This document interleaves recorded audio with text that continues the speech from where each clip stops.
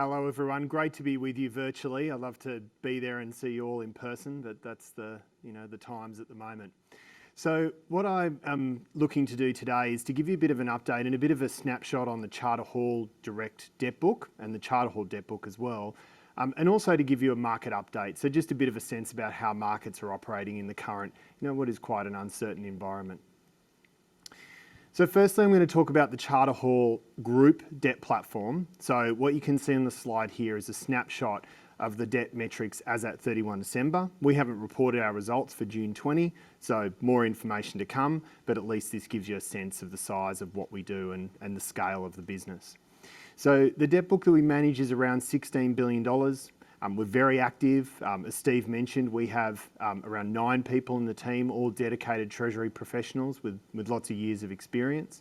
And we're always active refinancing our facilities well ahead of maturity. So we did $6.4 billion of refinancing activity in the first half of the financial year. And then when we report our results, you'll see there's actually quite a bit more that we've done during the course of the financial year.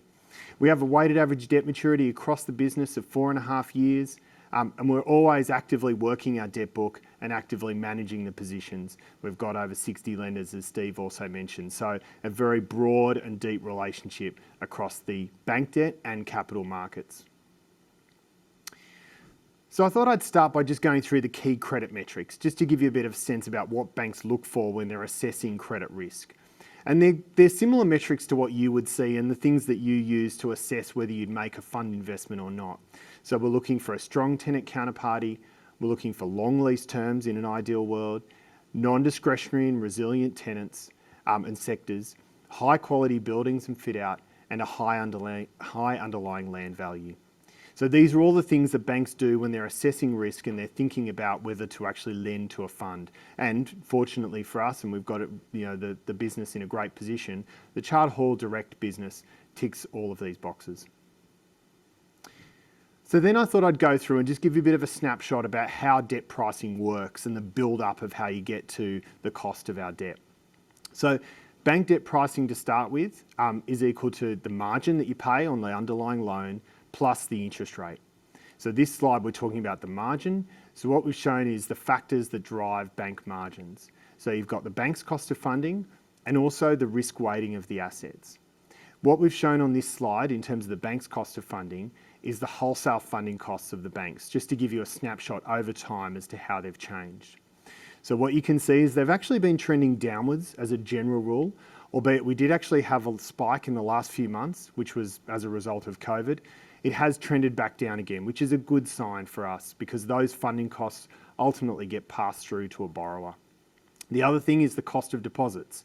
So I know as retail investors, you'd see this pretty regularly, the cost of term deposits and the fact that the rates on term deposits have been dropping. And finally, the risk weighting of the assets. So if the bank's debt book is under stress, so if there's issues related to their credit, then ultimately they'll have to hold more capital against those assets, and the risk weighting of those assets will ultimately impact the price that the bank's able to pass on our borrowings to a fund. Now I've stepped out and just shown you interest rates and what's happened with the underlying interest rate market over the last 3 years. So you can see that we've been on generally a downward trajectory. That's been primarily, if you take the last few months out of the equation, that's been primarily because unemployment rate hasn't moved terribly much, so it's been a little stagnant. It was around the 6% level, got down to the mid-5s for a little while, and the inflation was at or below the RBA target. In the last few months, you've actually seen the RBA move very swiftly. That's been alongside the US Federal Reserve as well, and cut rates to 25 basis points. The RBA has also said that they're actively intervening in the bond market, particularly in the 3-year part of the curve, to maintain interest rates at 25 basis points. So we're not going to give you financial advice and tell you what's going to happen with interest rates, but the swap markets, which are a predictor, that's the markets they're trying to guess or predict what is going to happen with rates, they're saying that rates aren't going to move from current levels for quite a while to come. Now, on this slide, I've set out the 4 key pillars for how we approach debt, and really what we're trying to do is ultimately to mitigate risk. And so these are the 4 key risks that we think about.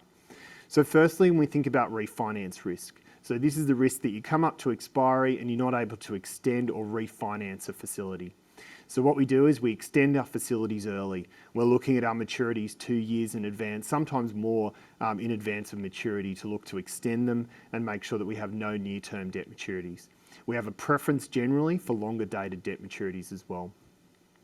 Talking about concentration risk. So concentration risk is the risk that you have all of your debt maturing in any one particular year. So what we do is we stagger our maturities to make sure that we mitigate the funding risk as much as possible. And we also diversify our lending sources. So we try and access funding from multiple lenders. Covenant risk is the third risk that we are fairly focused on.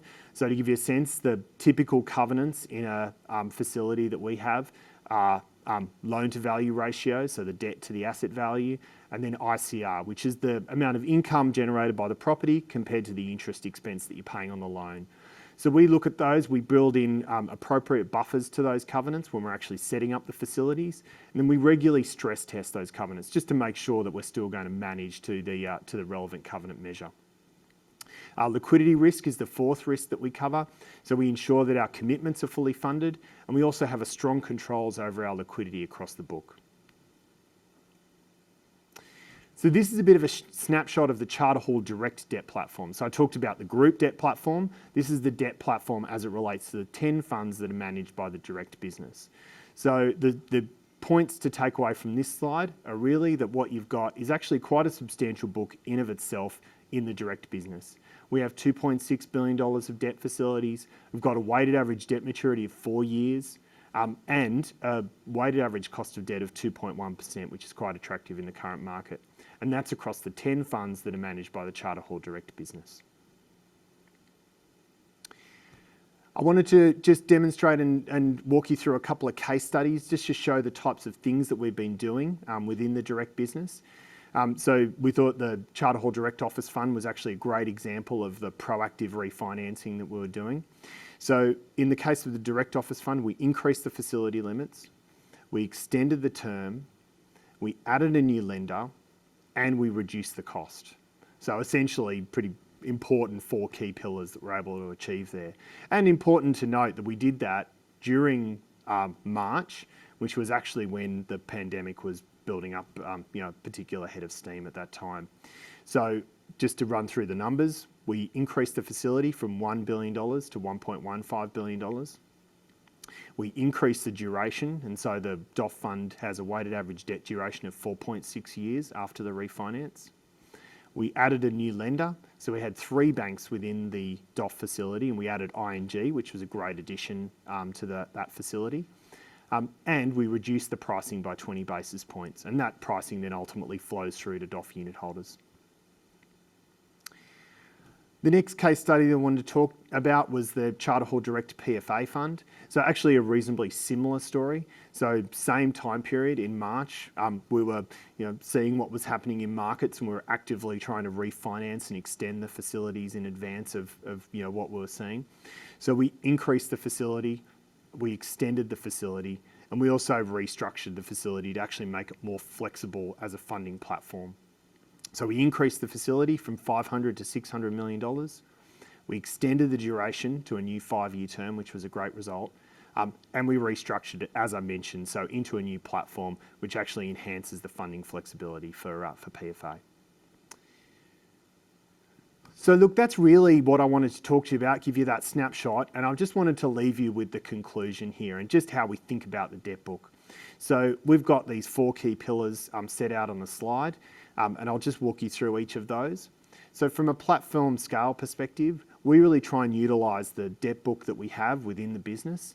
So we obviously have the ability to influence outcomes with our lenders. And so we use that platform scale to drive both the cost of debt, but also to enhance the terms as much as possible. We have expertise. So as Steve mentioned, one of the key planks of Charter Hall strategy is really to employ experts in each of the relevant fields in which they kind of manage the respective book. And so for us, we've got 9 Treasury professionals with substantial experience and are dedicated to managing that Treasury book. Maximising returns. So obviously our job here is to make sure that we de-risk the book as much as possible, but also that we get the interest costs down as low as possible so that we can maximise the distributions for our investors. And then finally, strong controls. So we've got an underlying framework which sits behind all of the things that we do, which is that we ensure we have strong controls over our processes to make sure that everything is appropriately managed and that risk is appropriately mitigated. So look, that's the end of my presentation. Thank you for your time.